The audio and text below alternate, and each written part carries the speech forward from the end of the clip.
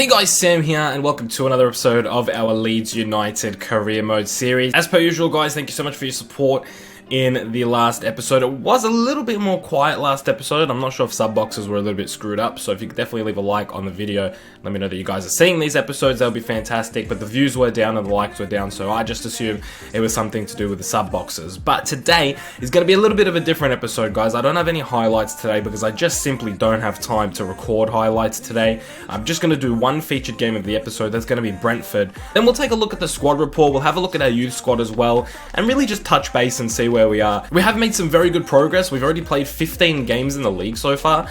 I would like to do more when the full game drops and I don't have to use access hours. I'd like to do more highlight games and featured games, so that's something to look forward to. But for today, we're just going to play Brentford away, and hopefully we can pick up 3 points. Brentford are one of the better teams in the league. They are fighting for a playoff spot, so it's not going to be easy. Before we do that, however, let's take a look at last episode's poll. More than 50% of you had Ronaldo Vieira as your man of the match and got the extra 2 points.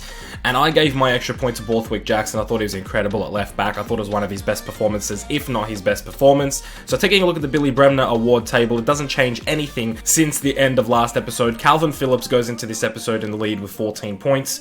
O'Kane and Lasoga are trying to catch him with 12, and Sayis is on 9 points.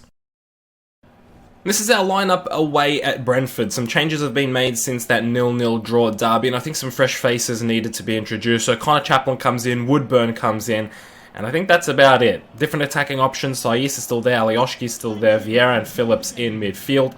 It's a very, very strong team, and I'm thinking that we should be able to get 3 points here away at Brentford. Like I said before, it's not going to be easy, but I definitely think we can do it.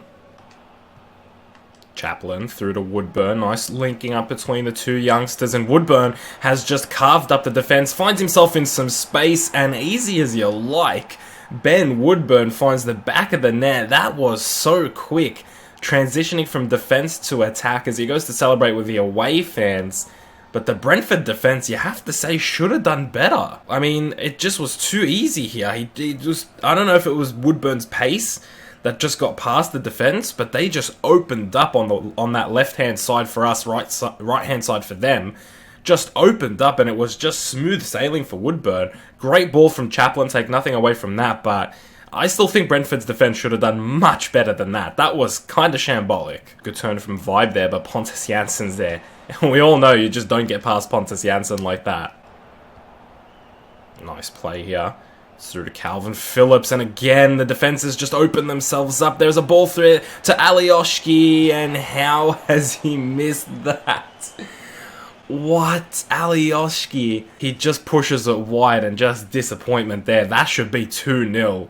This Brentford defense is like the Red Sea, mate, and I'm Moses. Vibe.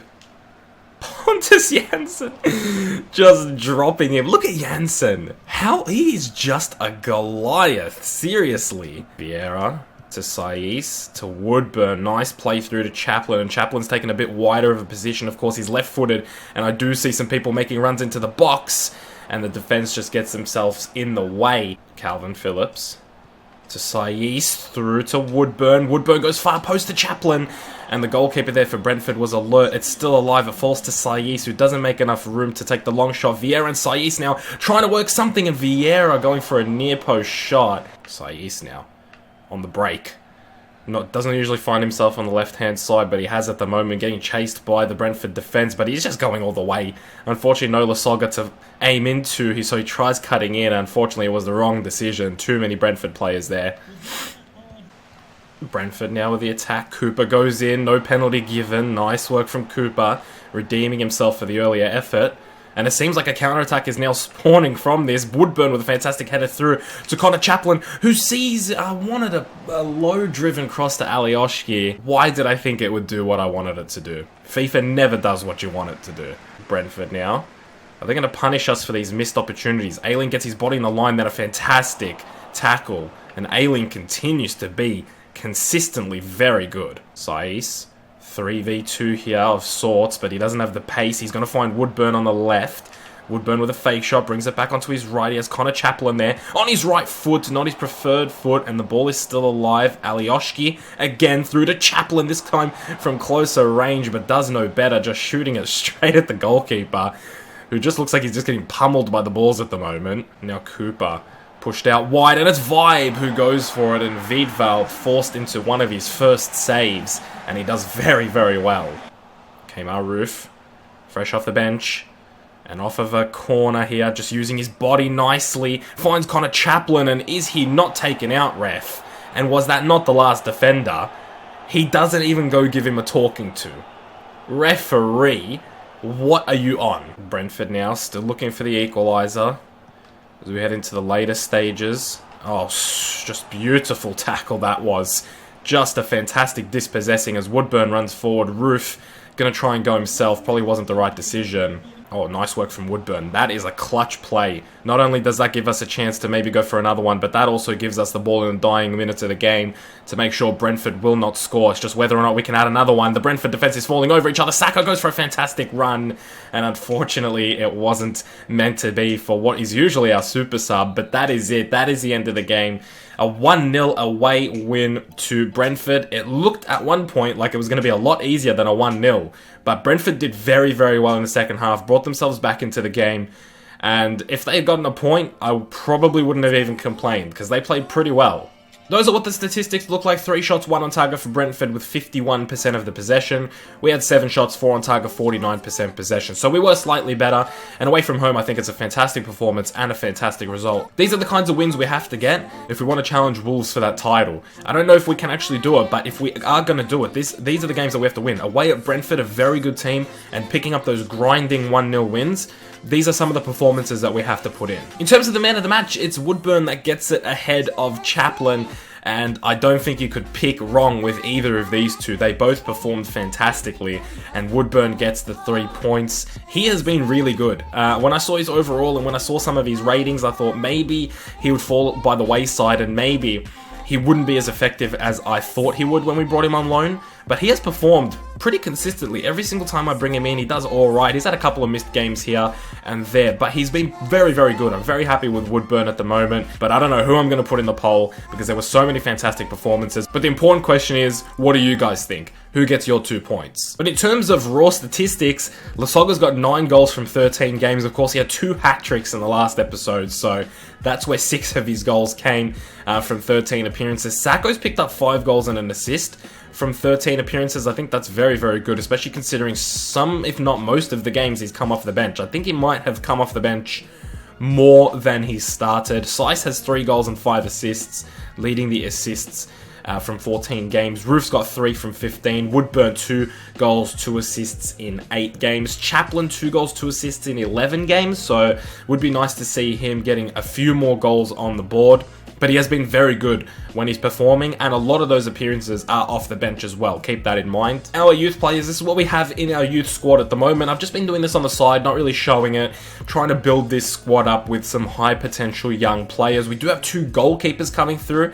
I always like a little bit of competition between the goalkeepers. We've got Harrison Moore, who's currently at a 52 overall with a 65 to 89 potential, and we also have Lance Robinson, 51 overall, 72 to 92 potential. So similar overalls, but at the moment Lance Robinson seems to be the better goalkeeper based on potential. He's got a 72 to 92 potential. We've got Elliot Jackson as a right midfielder coming through. He's at a 52 overall as well, 73 to 93 potential, preferred left foot, so he'll be cutting in from the right hand side if he goes on to be one of our starting players. And we also have Brandon Morgan, 52 overall, a 69 to 87 potential. He's left footed, so no one's too special in terms of overall, so it might take a little bit of time to get these guys in the first team. Of course, Elliot Jackson and Brandon Morgan are only 15 years of age, but that's what we have so far from the first couple months.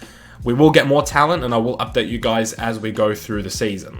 Okay, so I thought I'd show you guys what exactly is happening in the Premier League, just to update ourselves with the top flight of English football. Obviously, we'd like to be there next season, so knowing who's the better teams and the worst teams pretty much is going to help us. But at the moment, Liverpool are in first position with 30 points. West Ham in second with a game in hand. So West Ham could potentially be first. United in third, City in fourth, Everton in fifth, Chelsea in sixth, and Arsenal in seventh. So that top 7 there. In terms of some of the teams that could be getting relegated, Bournemouth are right at the bottom 5 points, no wins. Brighton also no wins, but they've got 6 draws instead of 5. And Burnley are also there fighting with West Bromwich Albion. And in terms of ourselves, we're looking pretty good. Wolverhampton actually lost a game today against Fulham, and they were at home as well. And Fulham were able to pull up a win, so they've done us a huge favour and brought this gap to 3 points. Next episode, we play Wolverhampton. But we also play Middlesbrough. The last 3 games have been very, very tough. Actually, the last 4 games, when you think about it, we played Derby County, then we played Brentford, then we played Middlesbrough, then we played Wolves. Now, Brentford on the table might not be showing where they were, but they're only 3 points away from a playoff position technically, and they did really well at the start of the season, and they've been around that top 6 for most of the season. So despite them being mid-table at the moment, I do classify them as a pretty strong team. So playing them, and then next episode, Middlesbrough and Wolves. That's going to be a tough 4 games, and so far we're doing okay. We've got a draw and a win. If we can grab another 6 points, that would be fantastic, but no guarantees, obviously. And in terms of today's episode, as far as the Billy Bremner Table Award is concerned, nothing has changed. Phillips is still on 14, O'Kane and Lasogga on 12, and Saiz on 9. Of course, that is subject to change with your votes coming in for the 2 points, and of course the extra 1 point available for another player as well could change things up potentially, so definitely do vote in the top right corner who was your man of the match apart from Woodburn in that game against Brentford. But that is it, guys. Thank you so much for joining me today. I'm sorry that I couldn't do highlights. They will be back for the next episode, and I will be doing sponsors for the next episode as well. You guys are coming up with some fantastic sponsors. Keep leaving them in the comment section below. Some of them make me laugh. I don't know where the hell you guys come up with this stuff, but it's really fun to read your comments, guys, so please do keep commenting and liking the video. It does mean a lot. Also, subscribe if you're new around here and you haven't done so. That's it, guys. Thank you for joining me on today's episode. I hope you did enjoy today's episode. I hope you had a good day. I'll see you guys in the next one very soon. Keep it real.